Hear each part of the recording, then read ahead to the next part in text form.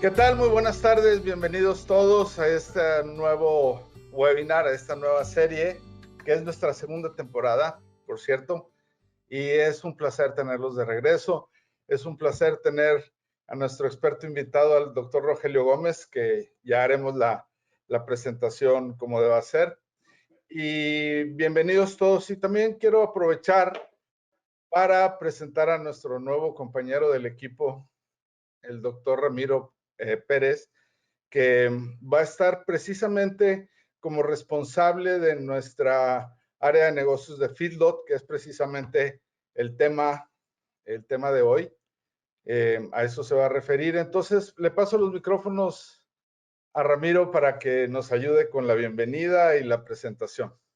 Adelante, doctor. Gracias. Nuevamente, bienvenidos a nuestro tercer webinar de esta segunda temporada, Charlando con los Expertos. Doctor Ramón, le agradezco la introducción y presentarme con los colegas. Agradecemos a todos quienes esta tarde nos acompañan a nuestro tercer seminario, Consumo Voluntario y Trastornos Digestivos, que será impartido por nuestro invitado experto, el doctor Rogelio Gómez, y nuestro director comercial, el doctor Ramón Jiménez.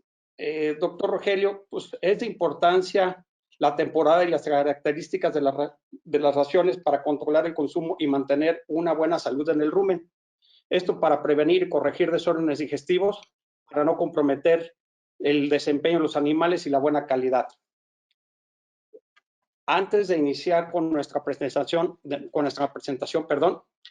nuestro invitado experto, el doctor Rogelio, quisiera agradecer a todos ustedes acompañarnos desde sus distintos dispositivos. El seminario está cruzando fronteras debido a que nos acompañan compañeros de Bolivia, Chile, Colombia, Costa Rica, Ecuador, El Salvador, Perú, Estados Unidos de Norteamérica, Guatemala, Honduras, México y Venezuela. Para sus preguntas contarán con una caja de preguntas en su pantalla. Se las haremos llegar al ponente cuando tengamos la posibilidad y la oportunidad. Un pequeño brevario sobre nuestro invitado experto, el doctor Rogelio Gómez, cuenta con una formación integral en la cadena productiva de la carne, que va desde la cosecha de los becerros hasta la comercialización del canal. Destacado en sus temas por el metabolismo ruminal y su microbiología. El doctor cuenta con bastante experiencia debido a sus casi 40 años de trabajo o más de 40 años de trabajo en el campo. El doctor ha presentado trabajos en distintos foros nacionales e internacionales y pues ha intervenido directamente en la finalización de más de 10 millones de cabezas de ganado. Sin más, por el momento agradezco de nuevo a nuestro invitado experto, el doctor Rogelio Gómez, y cedo el micrófono a nuestro director comercial, el doctor Ramón Jiménez.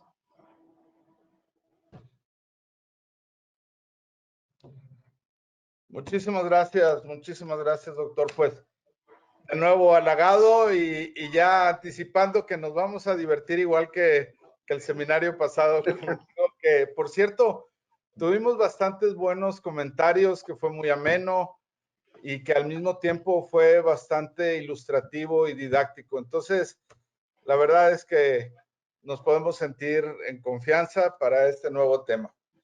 ¿Te parece, doctor? ¿Te parece que empecemos con una pregunta? Tenemos varios tipos de preguntas. Una, las preguntas que nos hicieron el favor de poner al momento de los registros. Vamos a recibir también preguntas durante la charla, también de nuestros asistentes. Y también tenemos algunas preguntas que les llamamos de sondeo. De hecho, son dos esta vez, no son muchas, para ubicarnos mejor en el tema y también para entender el perfil en general de nuestros asistentes. ¿Te parece que empecemos con este primera pregunta de sondeo? Y básicamente se refiere, obviamente, a consumo de alimento. Liz, ¿nos ayudas, please? Ok, entonces está fácil. Esto es para la audiencia, para nuestros asistentes que nos acompañan. En su opinión, en su experiencia, ¿por qué creen que sube el consumo? ¿Por el clima frío? ¿Por hambre? porque los días son más largos, por el aumento de la oferta de la comida o porque nos levantamos más temprano y a servir. Ayúdenos, por favor, toma un clic y en 5 o 10 segundos estaremos viendo la proporción de las respuestas.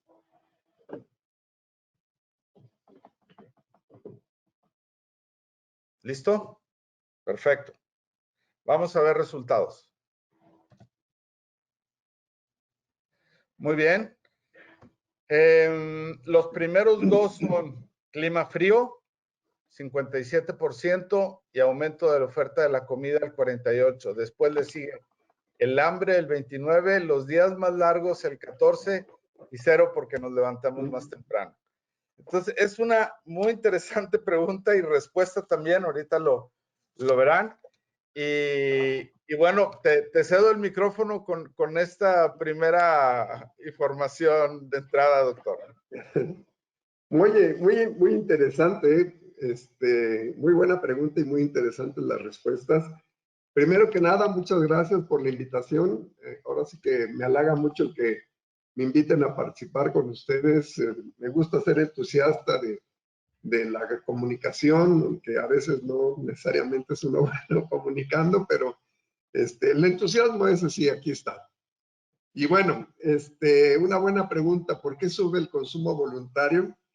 Y me llama la atención poderosísimamente que el frío está considerado el factor más importante para que aumente el consumo voluntario, ¿no?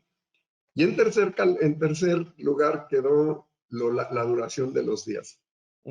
Y creo que vale la pena hacer una precisión sobre la pregunta porque justamente la razón principal por la que aumenta el consumo voluntario es por la duración del día. Y de hecho, cuando nos poníamos de acuerdo para platicar, traer algo que fuera interesante para tu audiencia, me pareció muy interesante este tema porque muy a tono, esta semana empezamos la primavera, esta semana empezaron los días a ser más largos, ¿verdad? Y ese factor luz es el que dispara que aumenten los consumos de alimento en los animales. Ahorita que hablaba Ramiro y comentaba a las personas que nos acompañan y venían personas del hemisferio sur, bueno, para ellos va a ser al revés. 6 meses más es el momento que empiezan a alargarse los días y que empieza a aumentar el consumo voluntario. Es un estímulo natural en los animales que empiezan a alargarse los días, a tener más horas luz, ¿sí? Se estimulan ellos y empiezan a consumir con más avidez, ¿no? La primavera trae muchos cambios fisiológicos en las diferentes especies y el ganado no es ajeno a ello. Y una de las manifestaciones que vemos es ese aumento en el consumo voluntario. Ahora, un aumento en el consumo voluntario de un animal que está en pastoreo, igual y no lo percibimos, ¿no? Sin embargo, en el ganado que está en corrales, sí lo vamos a percibir, ¿verdad? Sí vamos a notar entre un 10 hasta un 20% de aumento en el consumo voluntario de los animales, ¿verdad? Que ese va a traer consigo otros retos importantes, ¿no? En algunas partes le han llamado a ese aumento del consumo voluntario como frenesí de primavera. Y este frenesí de primavera se refiere al hecho de que hay animales que de una manera natural se dispara su consumo, pero exageradamente, ¿no? Cuando uno está en los corrales de engorda y pone una atención al consumo voluntario, uno nota que, bueno, pues sí aumentó el consumo en 1 kilo, en 1,5 kilos, ¿no? O que la manufactura de alimento aumentó en un 8, un 10%, y en base a eso dice uno, bueno, sí, me están aumentando los consumos. Pero dentro del corral hay animales que su consumo se va estúpidamente arriba, ¿verdad? Y bueno, los animales, como nosotros, bueno, nosotros también somos medio animales. Somos animales que también respondemos a estímulos y una de las cosas que tenemos yo, y no sé quién es más, pero yo me pongo por delante, somos glotones, ¿no? Y no detenemos nuestro consumo de alimento donde deberíamos y empezamos a consumir de más, ¿verdad? Y esa glotonería la pagamos después ahí con una indigestión. Y lo mismo pasa en el ganado, ¿sí? Lo mismo pasa en el ganado. Hay una cuestión bien, sí. Te iba a preguntar dos cosas que se me vienen a la mente sobre eso. Uno, cuando vemos un incremento en la fabricación del alimento o en el consumo, lo que estamos viendo es un aumento en el promedio. O sea, lo que quiero es preguntarte si le doy la lectura correcta a lo que acabas de decir. Vemos el promedio, aumentó tantos kilos o la cantidad que sea entre el número de animales, pero en realidad hay una variación importante entre los individuos. Y eso es a lo que te refieres de los glotones van a tener problemas digestivos y los otros se van a quedar con hambre. Exactamente. Qué bien que retomaste el tema de los glotones, porque no todas las personas son glotones, no todos los animales son glotones. Entonces, esos animales que consumen alimento de manera excesiva van a traer una carga metabólica, una carga digestiva primero y una carga metabólica después, inusual, ¿verdad? Que eso los va a empezar a empujar al margen de estar bien. Van a empezar a sentirse mal en diferentes niveles de incomodidad grave o al grado de morirse, ¿no? En el caso de las personas, bueno, pues detenemos nuestro consumo cuando ya nos sentimos que no nos cabe nada y decimos, ya estoy hasta aquí. Correcto. Pero en el caso de los animales ocurre una situación similar, ¿no? Y nosotros como quiera nos quejamos y igual y podemos ir ahora sí que comer desde ceniza de tortillas hasta algún producto más especializado. Pero los animales no necesariamente tienen esa oportunidad, ¿verdad? Entonces, nosotros somos los responsables del consumo de esos animales y por lo tanto debemos de estar muy, muy atentos en la manera en que se viene desarrollando el consumo. Y como te comentaba hace unos días cuando me invitabas a platicar, te decía, ahorita es muy oportuno tratar el tema del frenesí de primavera, ¿verdad? De tomar el tema porque lo que vamos a ver en los próximos meses, si no nos anticipamos al problema, es que vamos a ver trastornos digestivos, ¿sí? En abril, mayo, vamos a ver una serie de trastornos digestivos, ¿verdad? Que es resultado precisamente de esta escalada en el consumo de alimentos, ¿no? Ahora bien, sí, natural. sí, ahora lo podemos utilizar a nuestro favor, ¿no? Y utilizándolo a nuestro favor podemos empujar la productividad de los animales. Entonces, todo es cuestión de cómo administremos esa situación, que le podamos sacar ventaja o que nos estrellemos y tengamos trastornos digestivos. Perfecto. Voy a incluir una pregunta de la audiencia. Sí. Que está relacionada sobre justamente lo que estamos hablando. Esto que dices que podemos aprovecharlo a nuestro favor, podría hacernos pensar en aumentar la frecuencia de las servidas o de la oferta. Podría, no obligadamente, pero podría. Este aumento de la frecuencia o la misma frecuencia cambia el patrón del consumo. Mira, siempre existe un estímulo en los animales cada que pasa el repartidor, ¿no? Entonces, si pasa 3 veces, pues va a tener un estímulo adicional a que si fueran 2 veces, que es digamos, lo más común. ¿Cuántas veces tenga que pasar un carro o un repartidor?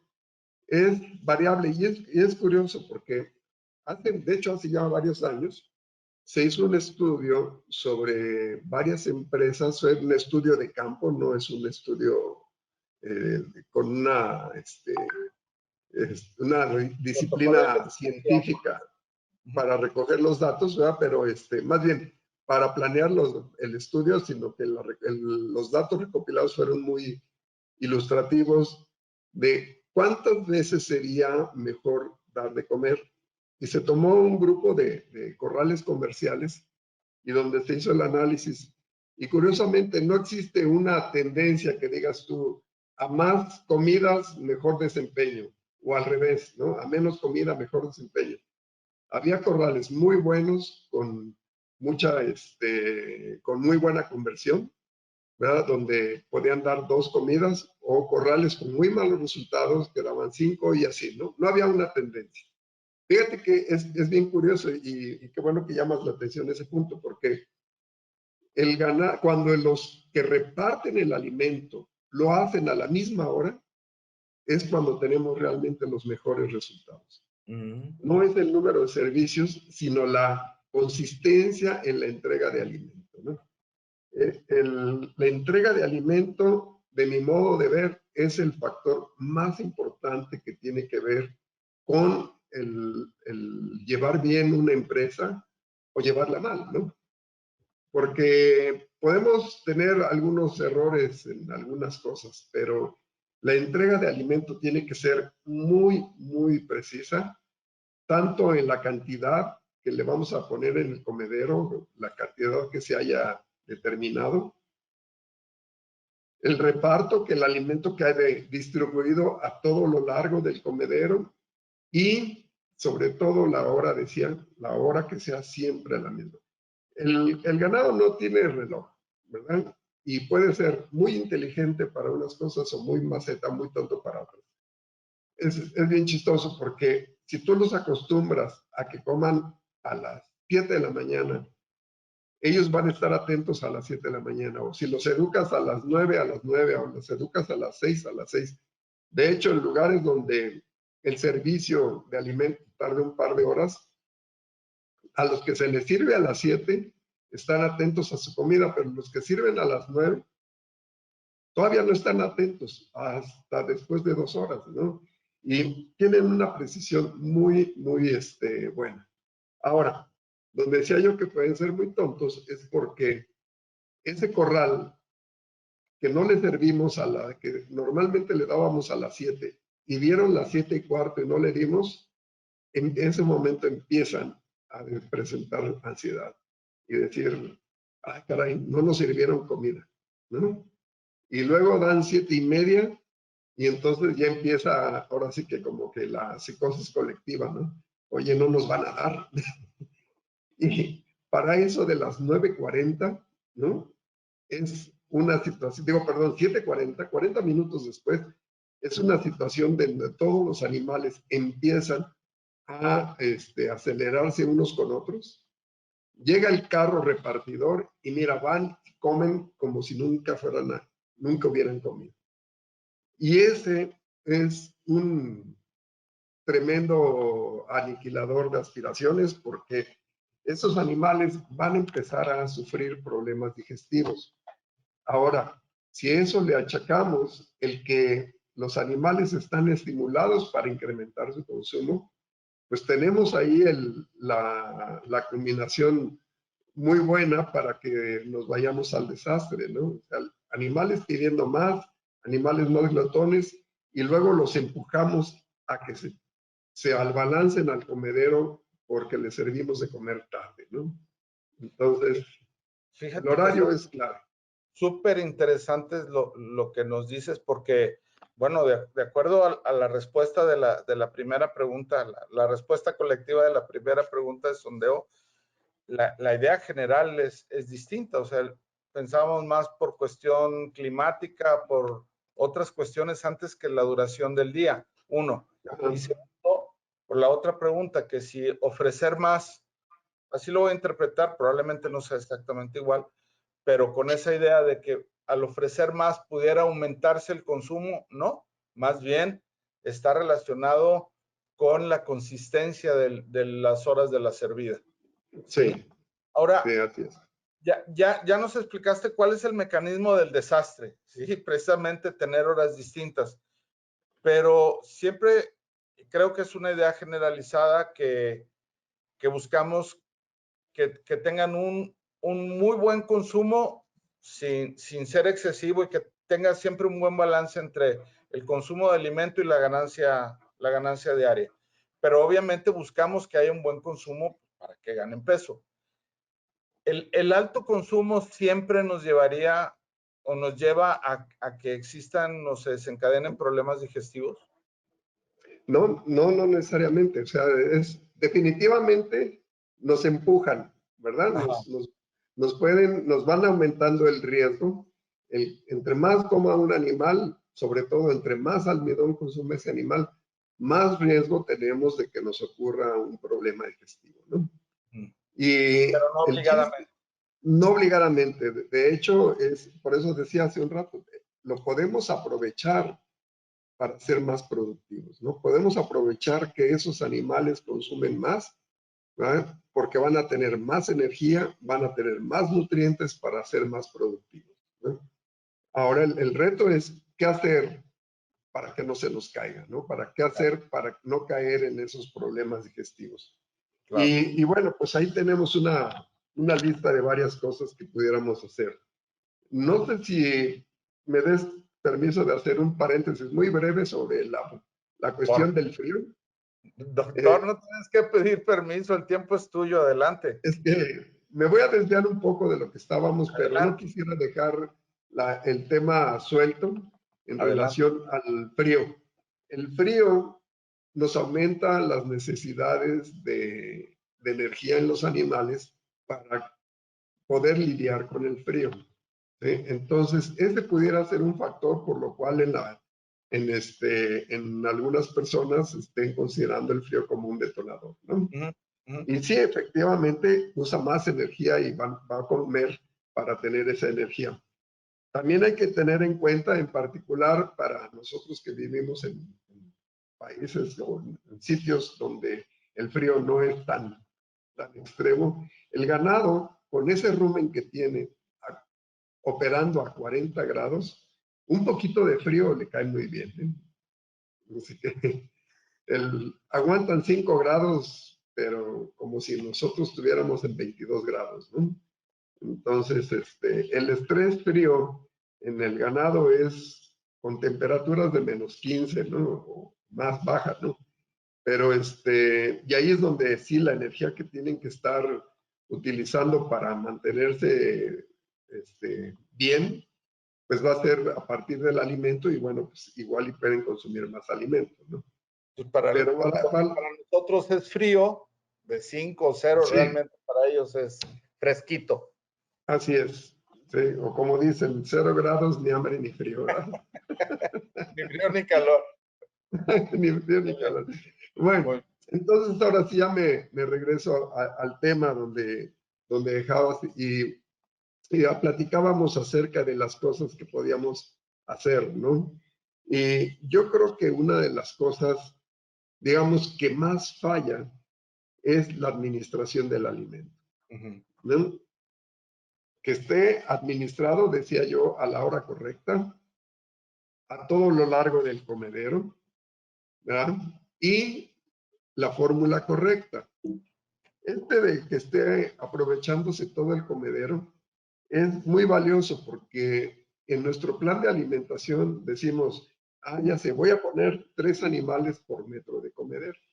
Okay, como plan está muy bien, es un número cómodo, ¿verdad? Pero si yo reparto el alimento, ya no digas a la mitad, ponle tú 3/4 partes, la carga de animales por metro lineal de comedero ya la aumenté en un 30%, claro, ¿no? Claro.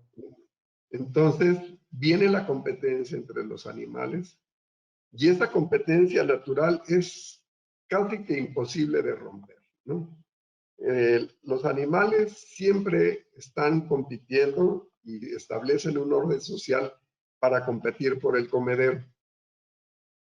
Y si nosotros creamos desorden en esa competencia, ¿verdad? Entonces vamos a tener más problemas, por un lado de dominancia, ¿verdad? Y por otro lado, problemas digestivos.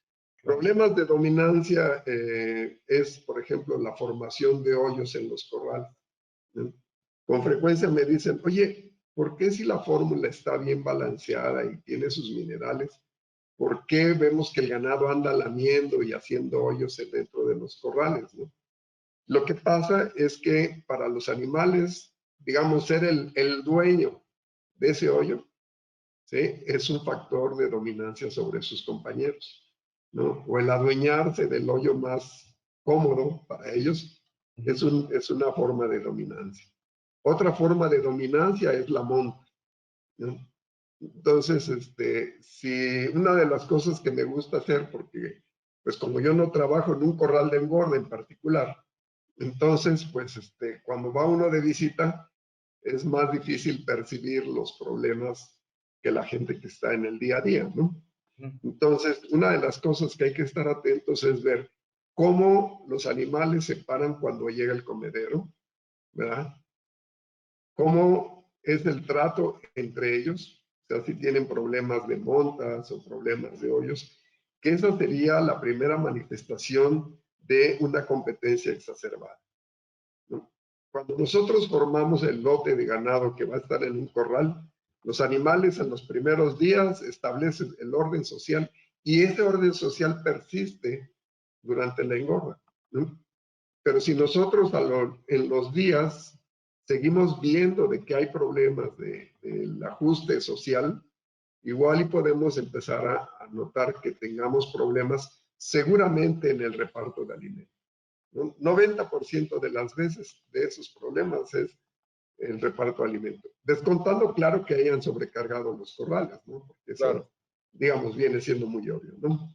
claro. Entonces, el reparto del alimento es clave para que tengamos el orden social bajo control, por decirlo así. Y tercero, y no menos importante, es en la manufactura de alimento, que lo que planeamos, que la fórmula que planeamos esté llegando realmente al comedero, ¿no? Es muy común que veamos, digamos, el aspecto, que te diré, irónico, de que, y esto te lo afirman muchísimas gentes, es que el nutriólogo hace una fórmula, la planta de alimentos hace otra y el ganado consume otra. Es cierto, hay algo de sabiduría popular en medio, ¿verdad? Pero no por eso tenemos que tirarnos al piso y decir, pues es que así ya va a ser.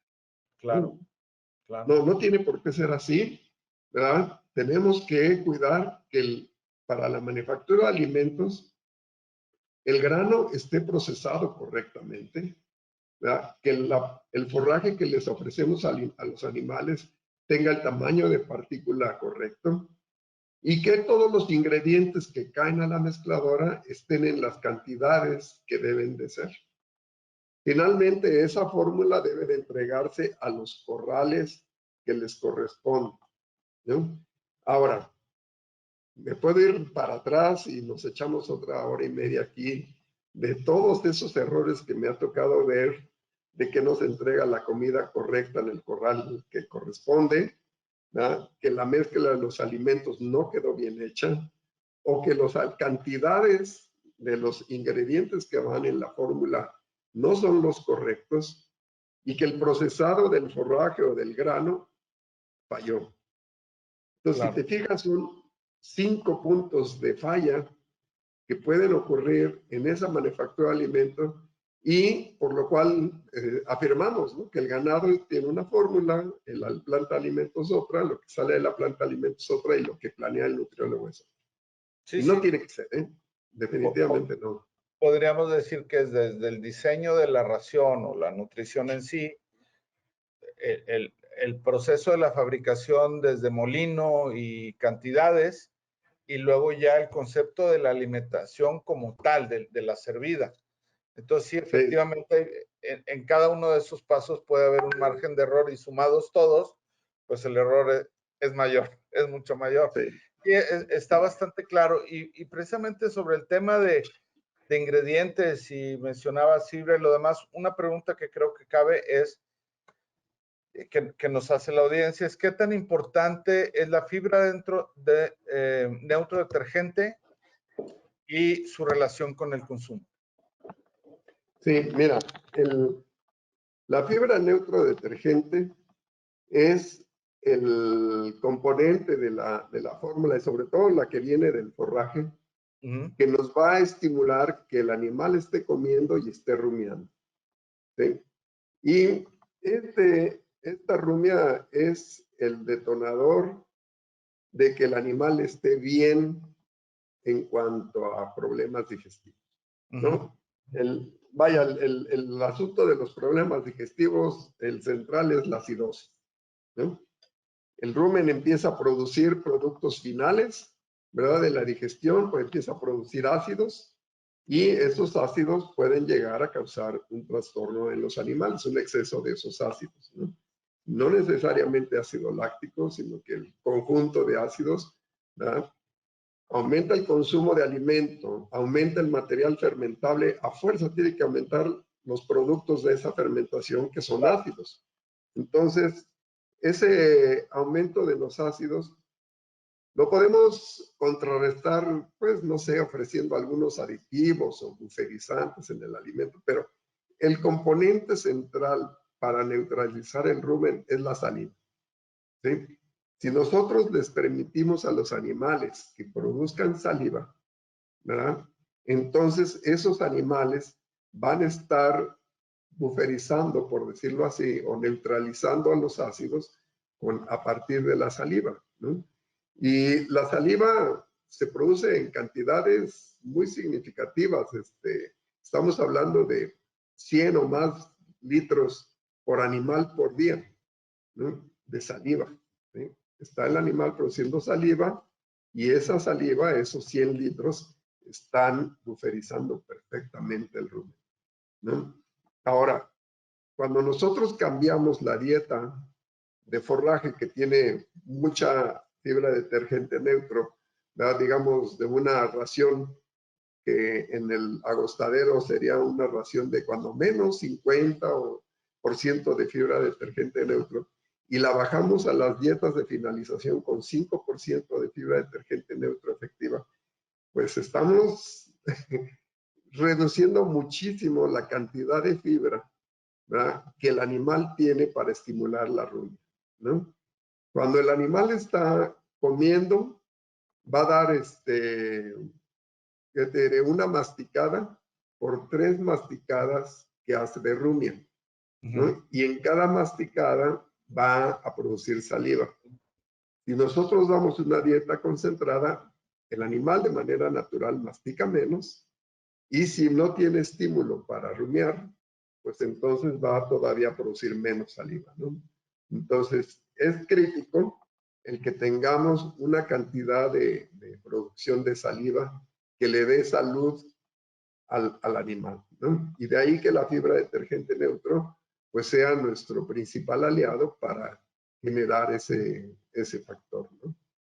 Excelente, porque hablando ya superficialmente de la acidosis, no es solamente el daño que puede causar a la pared ruminal y luego después al hígado con los abscesos, etcétera, sino la alteración del ambiente ruminal, ¿sí? Que obviamente afecta la digestión y el aprovechamiento de la ración y todo lo que después desencadena, ¿cierto? Sí, no, eso es clarísimo, ¿no?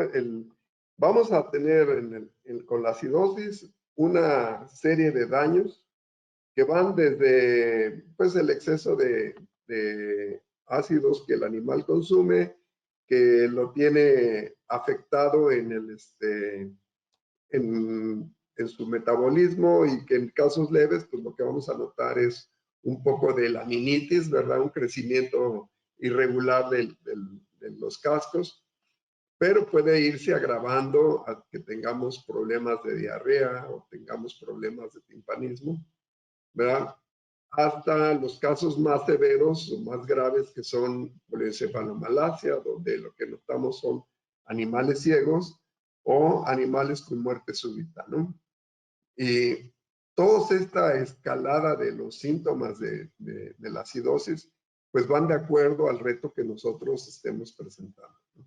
Claro. Y déjame hacer énfasis en el reto que nosotros presentamos, El animal podría vivir sin riesgos de acidosis, ¿verdad? Con una dieta que no tuviera riesgos de acidosis. No iba a ser muy productivo, ¿verdad? Pero el animal pudiera tener esa opción.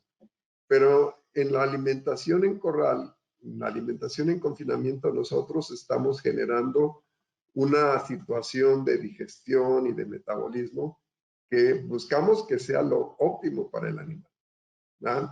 Corremos riesgos, pero también en nosotros está en anticipar esos riesgos a través de cuidar la manufactura, de cuidar el reparto, ¿verdad? Para aprovechar que cuando los animales quieran comer más, lo puedan hacer y aprovechar mejor esos alimentos. Bueno, es producto de la intensividad, ¿sí? O sea, realmente nosotros lo provocamos, pero lo que yo quisiera llevar también la conversación es a las alteraciones del medio ambiente ruminal. Es decir, no tenemos que llegar a lesiones, a problemas mayores, sino simplemente las proporciones de la fauna y la flora ruminal se ven alteradas y entonces la síntesis de los nutrientes que son propios o que hace la flora y la fauna ruminal, pues también se ven alterados, ¿no? Sí. El tema de algunos propios nutrientes que se supone que bajo condiciones de baja intensividad o en su estado natural producen bien, sintetizan bien, bajo estas condiciones de intensividad se alteran totalmente. Es decir, como por ejemplo, Sí. las vitaminas del complejo B, simplemente un rumen que está alterado no va a ser capaz de sintetizar suficientemente las vitaminas. Fíjate que hemos sido, digamos, afortunados a que con todo lo que hacemos no, no hemos acabado con los animales antes de tiempo, ¿no? Y es que el animal tiene cierta capacidad para soportar nuestros errores, ¿verdad? Porque no intensificar la dieta, no intensificar la alimentación es sinónimo de problemas digestivos. Lo que es sinónimo de problemas digestivos son nuestros descuidos, como las personas que estamos manejando la alimentación. Nada más y por ponértelo en contexto, me ha tocado al estar revisando las hechuras de alimento en diferentes plantas de alimento, cómo de cuando en cuando dejaron de poner un ingrediente, ¿no? Dejaron de poner forraje, me ha tocado ver que dejan de poner forraje, ¿verdad? Cayeron todos los ingredientes, le fueron moviendo a la balanza, y se fue sin forraje la forma.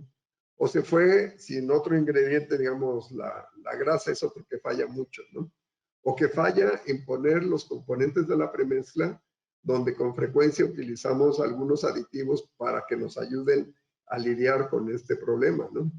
Entonces, esos errores son los que realmente nos están empujando a una situación, digamos, grave de salud de los animales o de salud digestiva, ¿no? Pero bueno, digo, somos afortunados y una de las razones de eso es porque es una gran cantidad de especies las que viven en el rumen, de especies de protozoarios, de bacterias, levaduras, hongos, y bueno, hasta virus que andan trabajando ahí haciendo el balance ecológico de lo que debe de haber en el rumen. Los empujamos a veces con nuestro manejo de la formulación, esos errores en la fibra de detergente neutro que comentábamos hace un rato, van a hacer que especies que eran muy buenas para producir nutrientes, en ese momento se nos van al piso los números de esas especies, ¿no? Y justo está lo que decías, en el caso de las especies que producen vitamina B, ¿sí? Son de las primeras que las desaparecemos, ¿verdad? Y por eso es la polencefalomalacia, ¿no? Claro. En la polencefalomalacia los animales quedan ciegos, ¿sí? Pero esa ceguera no se manifiesta hasta que el animal está excitado, ¿verdad? O cuando tiene que hacer un recorrido diferente al que normalmente hace, porque Nosotros no nos dimos cuenta que ese dragón iba al comedero, iba al bebedero, incluso topeteaba para mantener su orden social, ¿verdad? Y ese animal se Más nos bien el quedó ciego. desorden. Más bien el desorden social. Ese desorden social. Y entonces, esos animales, cuando los queremos sacar ya para el rastro, nos damos cuenta que pues les vienen ataques nerviosos, ¿verdad? En coordinación, y nos damos cuenta que están ciegos, ¿verdad? Y justo es en mayo donde más casos de polencefalomalacia se presentan, ¿no? En áreas que es calurosas, o sea, donde la temperatura ambiente es muy alta, también tenemos una segunda oleada de polencefalomalacia, por ahí así de noviembre, porque el ganado viene del estrés calórico, que se manifiesta sobre todo más grave en agosto, septiembre, y cuando esos animales empieza a templarse el clima, entonces empiezan a subir mucho su consumo y ahí tenemos otra oleada de problemas digestivos, ¿no? Una de las cosas que hemos hecho en el tiempo ha sido evaluar en el rastro los hígados, ¿sí? Y los hígados, cuando el animal se expone con frecuencia a acidosis, pues va a tener abscesos hepáticos, ¿verdad? Que esos son resultado de lesiones en el rumen. Lesiones en la pared del rumen se manifiestan como tal. Ahora, migran hacia el hígado. Sí, ahora en esta época, en algunos lugares donde están atentos a evaluar la condición del rumen, se pueden dar cuenta que en marzo la prevalencia de lesiones ruminales es menor que en abril, que en mayo, que en junio, ¿verdad? Pero abril y mayo son los meses donde la prevalencia de lesiones ruminales es más alta, ¿no? Y es precisamente el resultado de eso. Esas lesiones ruminales, pues como decíamos, vienen atadas a otros problemas, y el de la polencefalomalacia es, digamos, como que la punta del iceberg, ¿no?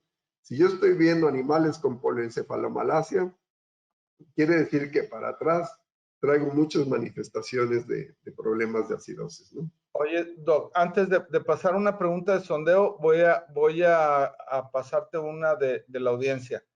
Las acidosis clínicas provocan problemas respiratorios. Vamos a llamarle acidosis en general porque mayormente son subclínicas, ¿sí? Aunque también clínicas, obviamente, mediante los animales ya que presentan problemas de diarrea o cosas así, ya hay manifestaciones clínicas. Mayormente son subclínicas, pero ese no es el tema, sino más bien, ¿nos puede llevar a problemas respiratorios? Sí, mira, hay una asociación ahí interesante, ¿no? Es un poquito ir de puntitas con el tema porque cada vez encontramos mejores evidencias de que este cuadro que te voy a describir ahorita lo vamos haciendo más sólido, pero tampoco te podría decir que así ya están los pelos de la burra en la mano, ¿no?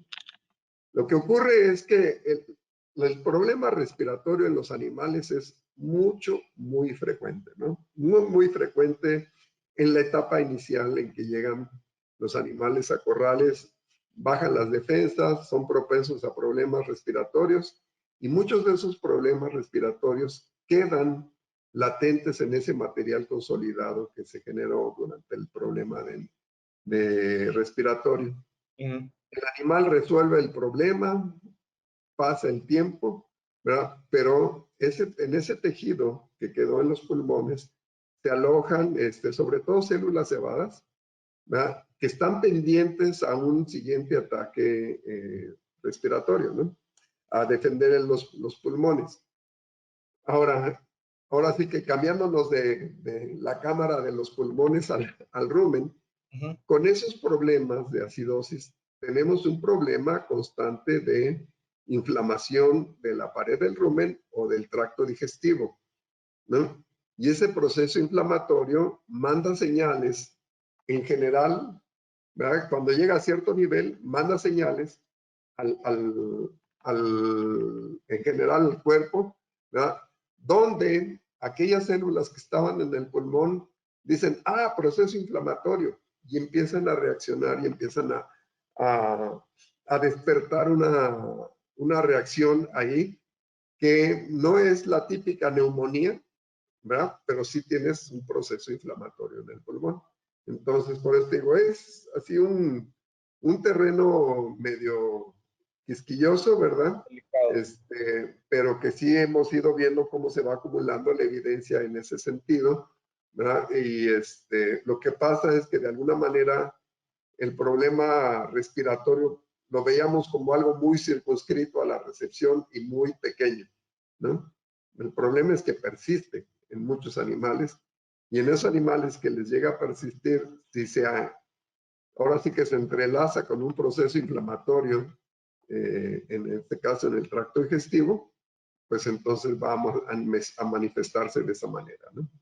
Podríamos resumir la respuesta en sí, pero no directamente, o no únicamente de manera directa. Sí, hay un camino más largo a través de una inflamación del tracto digestivo que activa una respuesta y se reactivan esas células que estaban en el pulmón esperando a esa señal de inflamación. Ok, perfecto. Pasamos a la de sondeo. Esta es la segunda y la última. ¿Nos ayuda Liz, por favor? Ok. Principales causas de trastornos digestivos. Las opciones son manufactura de alimento, monitoreo del consumo de alimento, mejor sabor de los alimentos u horario de alimentación. Principales causas de trastornos digestivos. Estas cuatro: manufactura de alimento, monitoreo del consumo de alimento, mejor sabor de los alimentos u horario de la alimentación. A un clic, 5 o 10 segundos más y vamos a ver las respuestas. Listo, Liz, porfa. Ok. La mayor, horario de alimentación, manufactura de alimento 45%, monitoreo del consumo 23% y mejor sabor de los alimentos ninguno, 0. Regresamos contigo, doctor, y seguramente que tienes comentarios interesantes de estos porcentajes y esta respuesta. Sí, ahora sí que me da mucho gusto, creo que vamos en el camino correcto, aunque no creo que para todos en la audiencia les resulte novedoso el tema del horario, ¿no? El horario es, viste que me puse muy intenso en ese tema, porque es una de las razones por las cuales estamos empujando a que los animales tengan problemas o distorsión en el consumo. El horario es algo que debemos de cuidar, ¿verdad? Y es curioso cómo tenemos tantos años de saber que el horario es importante y sin embargo al día de hoy todavía vemos muchas operaciones que no cuidan el horario, ¿no? Entonces, sí, como un dato anecdótico te voy a comentar que uno de los primeros corrales de engorda que se dieron fue hace como 100 años, ¿no? Y son unos corrales que, no sé, en tus viajes tal vez los llegaste a ubicar, los de Montfort, en Colorado, y creo que ahora son de JBS o no sé de quién son, pero esos corrales pertenecían precisamente a un señor Montfort, ¿no? Y esto lo escribió hace siglos y aparece en el libro de Morrison de nutrición de hace también un montón de tiempo. Y comentaba, lo más importante es que cuidemos el horario de alimentación de los animales. 100 años atrás, ¿no? Y todavía batallamos con el tema. Eso sería la perfecta definición de basics. Back to the basics. Sí. Back to the basics. Ajá. Sí, y lo otro que es curioso, que está en nuestras manos, ¿sí? Es la manufactura de alimentos. ¿Sí? La manufactura de alimentos está en nuestras manos y es increíblemente lo frecuente con lo que vemos errores de manufactura, ¿no? Algo que me ha tocado, digamos, colaborar en algunos proyectos y que de alguna manera lo veo así como mi bandera de los próximos años es aseguramiento de la calidad. Ajá. ¿No? El rolado del grano, por ejemplo, es un proceso industrial que tenemos que atajarlo con indicadores de tipo industrial, ¿no? Cuando vemos las manifestaciones en los animales de que, ay, varió el consumo o me aumentó el almidón en las heces, ya llegué a la última parte, ¿no? Tarde. Cuando en la primera parte, que es la parte de manufactura, ahí puedo exigir no cero errores. Ya cuando llegamos al animal, yo no puedo controlar qué animales quieran ser dragones o no. No les podemos decir que no sean dragones. Podemos hasta cierto nivel entrenarlos con las dietas iniciales para que sean administrados en su consumo. Pero vaya, si yo no me administro en mi consumo, pues tampoco puedo aspirar mucho a que los animales se administren solos, ¿verdad? Claro. Entonces, pero lo que sí puedo yo y debo de asegurar es que la manufactura de alimento sea consistente, ¿no? Que el procesado del grano, el procesado del forraje, el mezclado de los ingredientes sea preciso. No tengo por qué aceptar errores ahí en manufactura, ¿no? Una práctica, digamos, común que hacemos es medir la eficiencia del mezclado, ¿no? Me ha tocado estar en lugares donde de manera consistente sus coeficientes de variación están sobre el 25% o más, ¿no? Y donde nos aplicamos, y fíjate, esto es bien importante, donde nos aplicamos a hacerlo bien, tenemos 2, 5% de coeficiente de variación. Wow. Entonces, ahora sí que si existe este nivel de control, pues yo no veo por qué tú puedas aceptar que yo haga el alimento con una cantidad de errores o lo haga bien, ¿no? Cuando depende de mí. Yo te puedo decir, ay, es que la mezcladora, es que la roladora, es que, bueno, si la roladora es malita, vamos a ponerla a trabajar a donde dé su capacidad. Que si la mezcladora no es muy buena y en lugar de 3 minutos necesita 4 minutos, vamos a ponerla a trabajar en donde da su capacidad. Pero una vez que tenemos eso, no debemos de aceptar para nada el que el alimento salga un día de una manera y otro de otra, ¿no? Claro, entraríamos en un concepto de estandarización de procesos para disminuir al máximo la variación. Y una pregunta es, ¿qué porcentaje de variación esperarías tú? ¿Cuál es el mínimo aceptable? A lo mejor 2 es excelente. Si te hablas de una variación súper mínima, pero ¿cuál sería el mínimo aceptable en tu opinión? Para un alimento es un 10% de variación. Un 10%.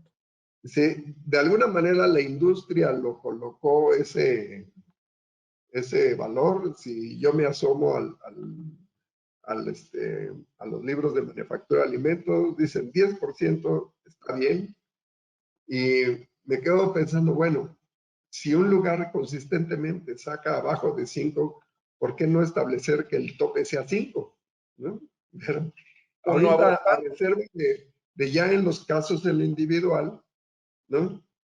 Debemos de estar enfocados en que cuando menos sea 10 el máximo de coeficiente de variación.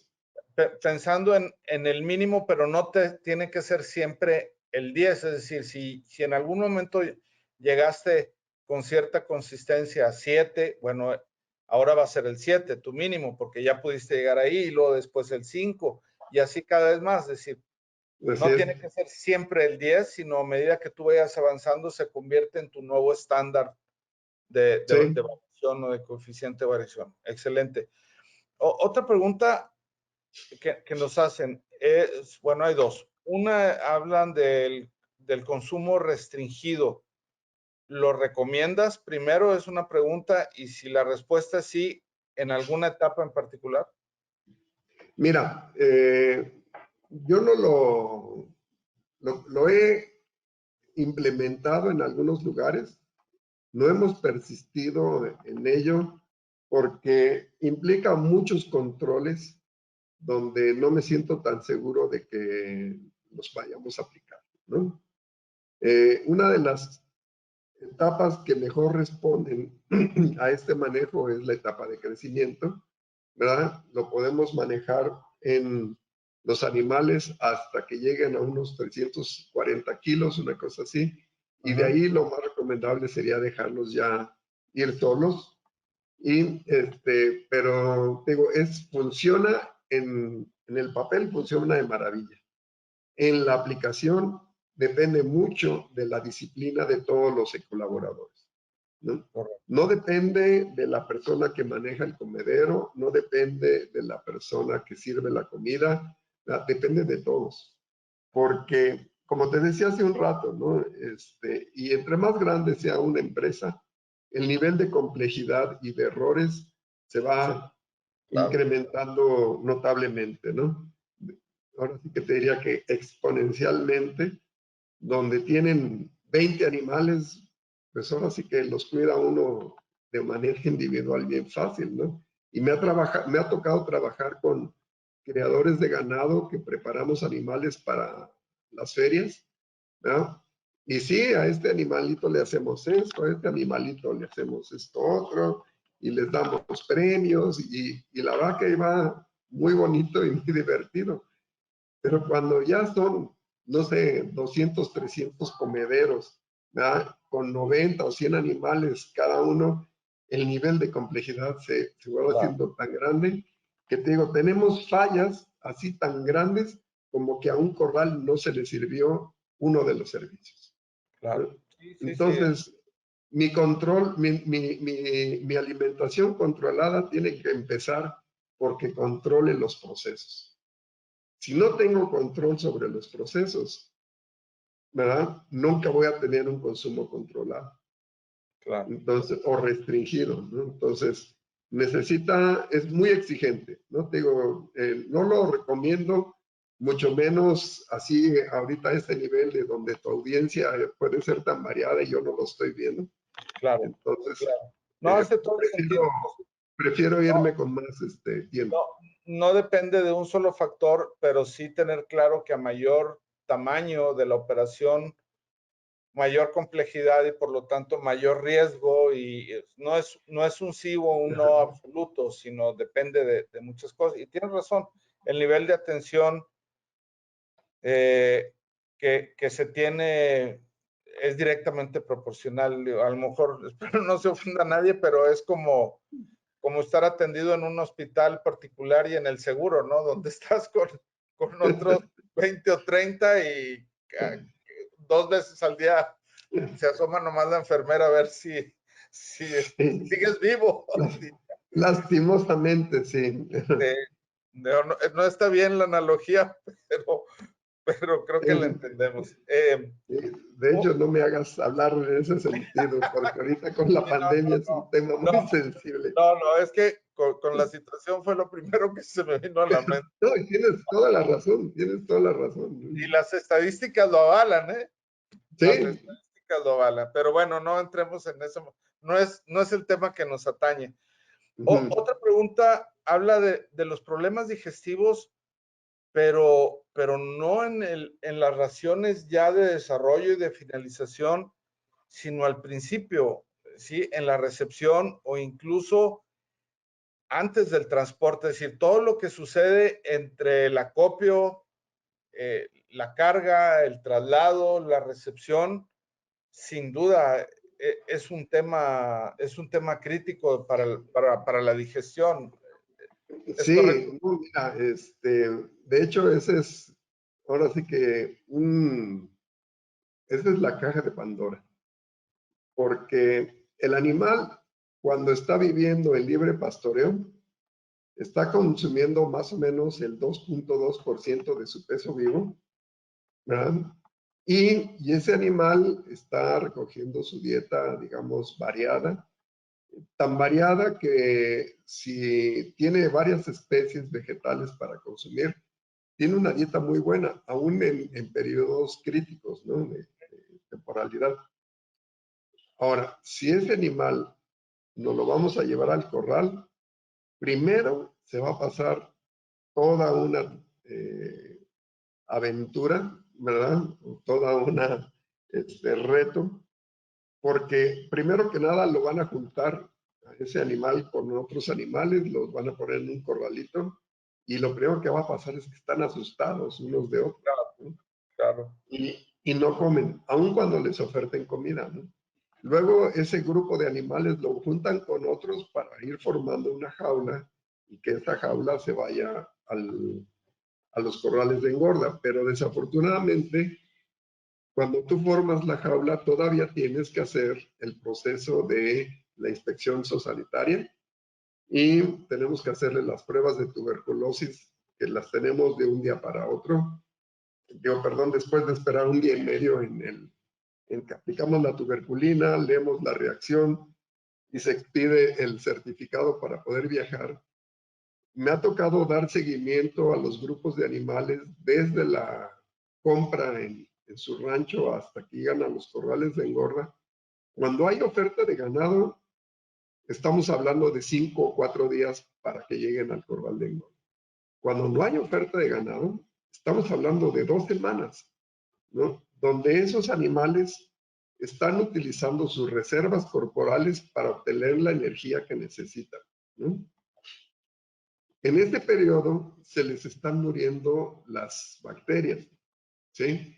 Y hay veces que platicamos de este tema y decimos, bueno, es que cuando estaban en ese libre pastoreo traían un rumen de 45 litros y cada mililitro traía 1 por 10 a la 12 de bacterias, ¿no? Y dices, bueno, pues sí, un montón de bacterias, ¿no? 1.000 millones de millones, es 1 millón de millones, ¿no? 1 por 10 a la 12, 12 ceros, ¿no? Y total que esos animales finalmente llegan al corral de engorda.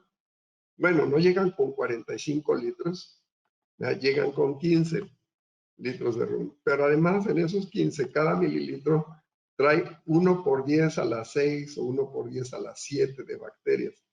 Entonces tienen que multiplicarse 5 o 6 veces, ¿no? De manera logarítmica, ¿no? Entonces, es una brutalidad porque no tienen con qué hacer el proceso, ¿no? En una ocasión le preguntaba yo a unas personas, le digo, a ver, ¿cuántos trabajan aquí? Bueno, pues trabajan 50 gentes. Ahora imagínense que nada más uno se presenta a trabajar. ¿Qué se hace? Nada, ¿no? Tienen 5,000 animales, tienen un montón de gentes y solamente se presenta uno a trabajar. No va a pasar nada, no alcanza a hacer comida, repartirla ni nada, ¿no? ¿Y qué va a pasar con ese animal que llegó con el rumen tan disminuido, ¿no? Le damos de comer y les damos muy buen alimento y todo, y no están comiendo.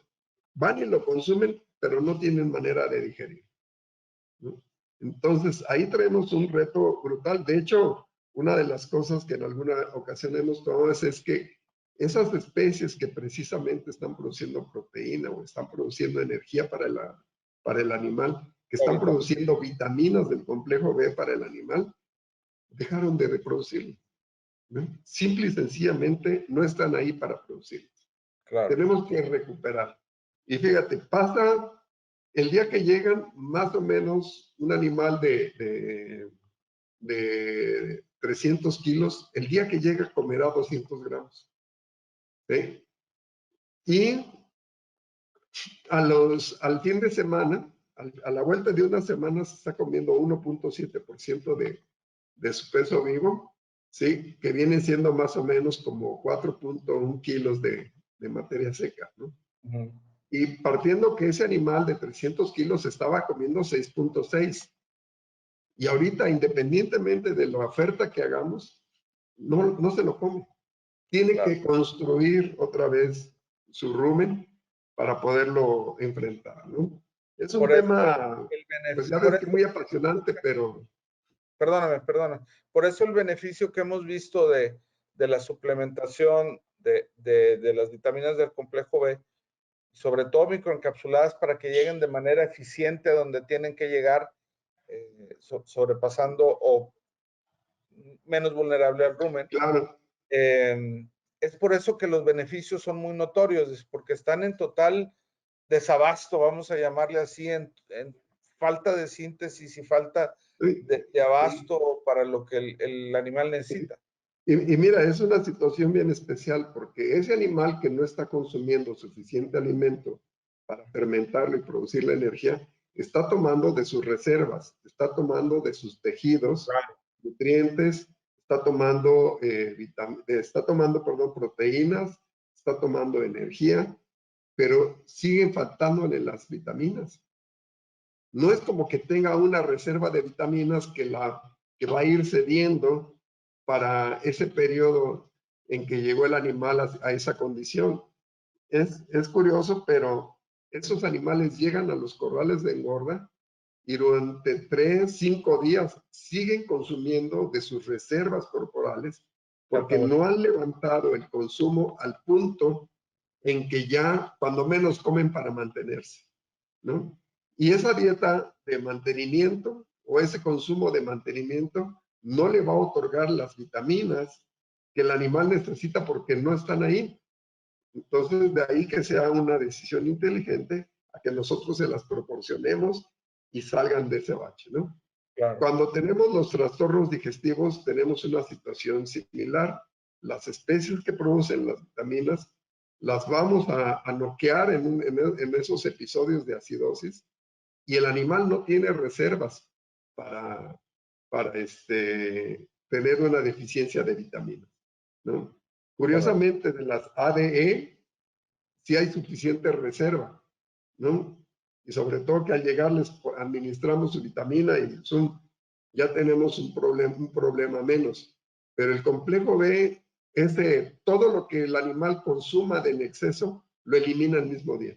Y lo que necesitó para su metabolismo, lo elimina en el mismo día, ¿no? Entonces, diariamente, de manera continua, deben de estar entrando las vitaminas del complejo B, ¿no? Y en alguna ocasión, pues bromea uno con el tema de que en cuanto te tomas tú un complemento vitamínico, inmediatamente la primera vuelta al baño te das cuenta que consumiste un complejo vitamínico. Absolutamente. Porque el cuerpo los desecha muy rápido. Y lo mismo ocurre en el animal. Pues más vale que los esté consumiendo, ya sea a través de los microorganismos o se los probamos nosotros, porque de lo contrario, esa deficiencia de tiamina es la que provoca la ceguera y la incoordinación en los animales. Correctísimo. Pues se va súper rápido el tiempo. Tenemos un poquito más de hora con la charla y parece que empezamos hace 15 minutos.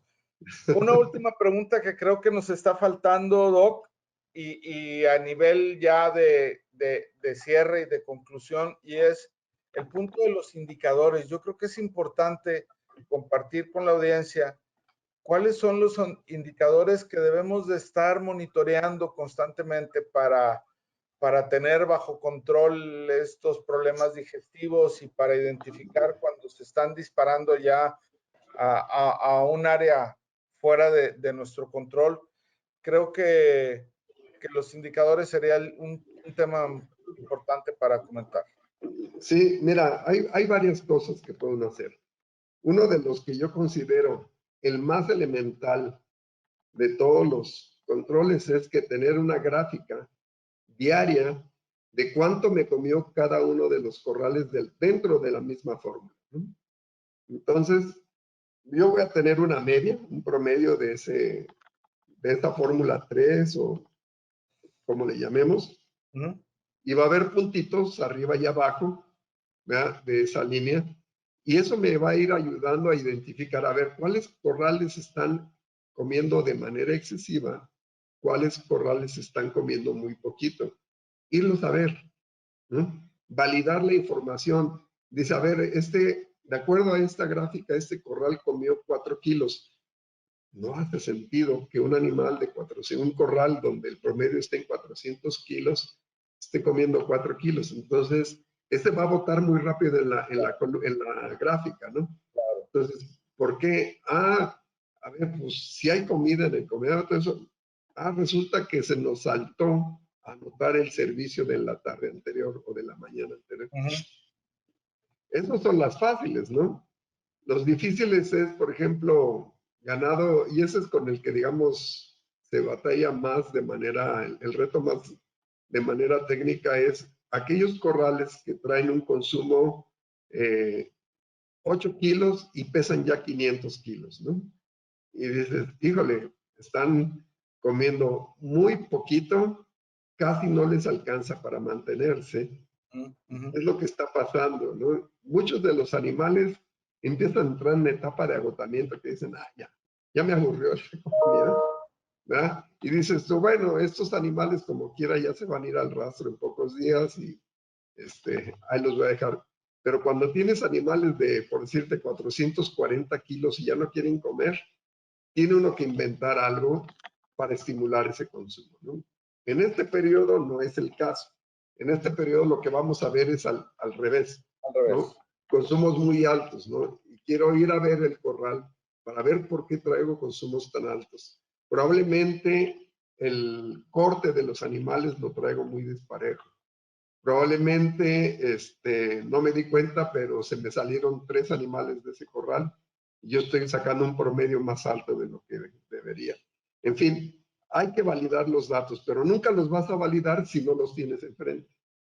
Entonces, primero que nada, estar encima del consumo. ¿Cómo se está comportando? ¿Cómo estuvo con respecto al día anterior? Sí, perdón, ¿ibas a decir algo?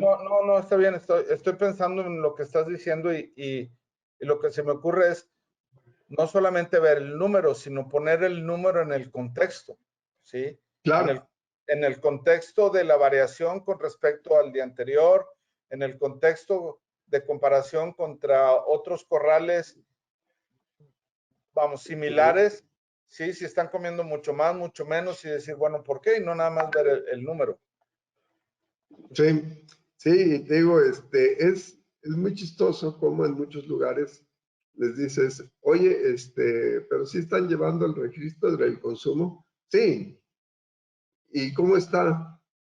¿Quién sabe? Sí. Se anota, ¿verdad? Justo Como eso. esperando que el Espíritu Santo llegue y ya evalúe esos datos, ¿no? Claro, Tiene que claro. ser parte de nuestra tarea diaria dentro de un corral, no solamente asignar la cantidad de alimento que debe de caer en ese comedero, sino ver que de veras se sirvió esa cantidad, ¿no? Y ver cómo se lo están comiendo los animales, qué tendencia llevan, ¿verdad? Para de esa manera poder administrar mejor esta situación. Te digo, la podemos administrar a nuestro beneficio, un mayor consumo, o podemos administrar mal en nuestro prejuicio y crear y caer en problemas digestivos. Claro, claro. Entonces, bueno, siguiendo con la pregunta que me hacías de los indicadores, pues primero que nada, el consumo de alimento, ¿no? ¿Cómo está ese consumo de alimento? Después, también de manera indirecta, ver, por ejemplo, cuando mando ganado al rastro, cómo están los rúmenes, en qué condición llegaron los rúmenes al rastro, ¿verdad? Y finalmente, cómo están los hígados de los animales que estoy mandando al rastro, ¿no? Entonces, si de alguna manera, digamos, simplista, ¿verdad? Yo quiero ver que si traigo muchos problemas de inflamación o de úlceras en el rumen, ¿verdad? Entonces, lo que puedo asumir es que tengo un problema de administración del alimento. Claro. Ahora, si traigo problemas de abscesos hepáticos, y no necesariamente el rumen está mal, entonces quiere decir que mi programa de alimentación vale la pena darle una afinada porque seguramente estoy haciendo cambios en la primera etapa de alimentación que me están golpeando y se convirtieron en esos abscesos hepáticos. Excelente. Pues, doctor, creo que tenemos tema para mucho más, pero tiempo ya no tanto. La verdad es que ha sido súper ilustrativo la charla, porque de veras desde el principio la información que nos has dado ha sido distinta a la percepción general. Por ejemplo, lo del consumo inicial, no tanto el clima u otras cosas, sino más bien la duración del día, principalmente, no únicamente. Y así, ¿no? El tema de la precisión o la consistencia más bien de la servida del alimento o el ofrecimiento del alimento. Entonces, creo que hay bastantes puntos que nos podemos llevar de mensaje al rancho ¿sí? No a casa, sino al rancho, que fácilmente se puede poner en práctica. Tampoco no es rocket science, sino a veces sentido común, poner atención a los indicadores, ser muy disciplinado, pensar en la estandarización de los procesos, o sea, ya a un terreno de control de calidad serio, ¿sí? Entonces, de mi parte, te puedo decir que ha sido súper ilustrativa y súper útil la conversación. Muchas gracias, muchas gracias. Frente a la asistencia te comprometo a regresar a la siguiente temporada cuando la tengamos, porque sí hay bastante tema. Entonces, le paso los micrófonos a mi compañero, el doctor Ramiro, para que nos ayude con el resumen, el cierre, algunos avisos, etcétera, y por supuesto el agradecimiento y la despedida. Te dejo, Muchas doctor. Gracias. Muchas gracias. Muy amable. Un Muchas placer. gracias a todo tu público. Adelante, adelante, Ramiro. Gracias, doctor Román. Pues, doctor Rogelio, muchas gracias por esta plática magistral, esta gran charla. Creo que a muchos de nosotros nos dio un punto de referencia, sobre todo con las encuestas, las dos encuestas que se presentaron y algunas preguntas de nuestros asistentes, nos da un punto de referencia, nos hace recordar algunos puntos de interés, ¿no? Y sobre todo agradecer a cada uno de nuestros asistentes por esta tarde, por acompañarnos esta tarde. Permitirnos hacerles llegar estos mensajes para nosotros es muy gratificante. Y pues les pedimos estar pendientes de nuestra próxima sesión, que será el 28 de abril. Les haremos llegar por distintos medios el tema y pues ponerse en contacto con nosotros a través de nuestras redes sociales. Doctor, que tenga usted muy buena tarde y le agradezco mucho. Gracias a todos. Gracias. Muchas gracias. Gracias, Doc. Que estés muy bien. Gracias a todos. Buena tarde.